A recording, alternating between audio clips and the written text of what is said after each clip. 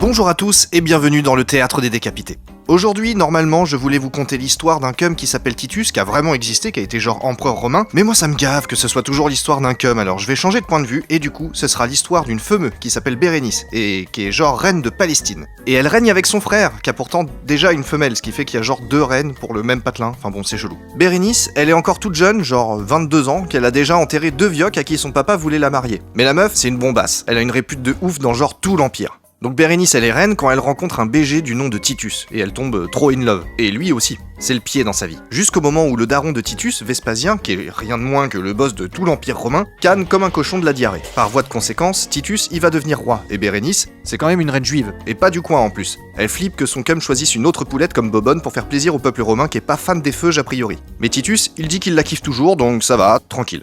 Après, il y a Antiochus, le poteau zarbi puceau de Titus, qui veut lui parler et lui fait tout un sketch comme quoi il veut se casser.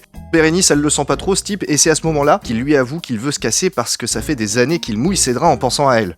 Bérénice, elle est toute choquée, et un peu deg aussi. Elle dit « Ciao, t'es un peu naze quand même, je comprends que t'aies envie de te casser. » Du coup, elle va retrouver Titus dans sa chambre, et elle le trouve tout chelou et pas hyper cool, alors elle pousse une gueulante, enfin normal quoi. Titus qui a pas dans son assiette, juste il se casse. Bérénice, elle va zoner dans sa chambre à elle, super vénère. Et là, Antiochus débarque, il lui dit « Yo meuf, Titus il veut que tu t'arraches de sa piole, il m'a dit de te dire qu'il te kiffe plus. » Bérénice, elle est encore plus vénère, au bord du pétage de plomb, et elle dit à Antiochus « T'es qu'un gros naze, ta technique elle est merdique, je veux pas qu'on ken ensemble, je te l'ai déjà dit. » Il se casse, trop dégoûté, et Bérénice elle est hyper glauque d'un coup. Elle retourne voir Titus pour mettre les choses au clair, elle chiale, il se clash. Bérénice elle fait du chantage au suicide quand elle comprend que son cum va vraiment la foutre dehors. Titus, il se prend grave la tête pour savoir quoi faire.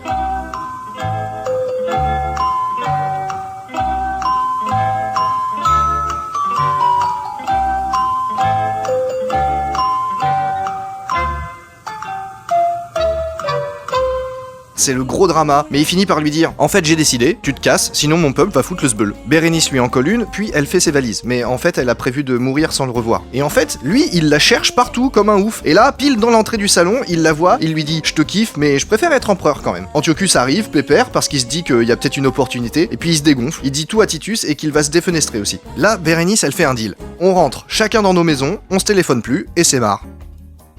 Et voilà.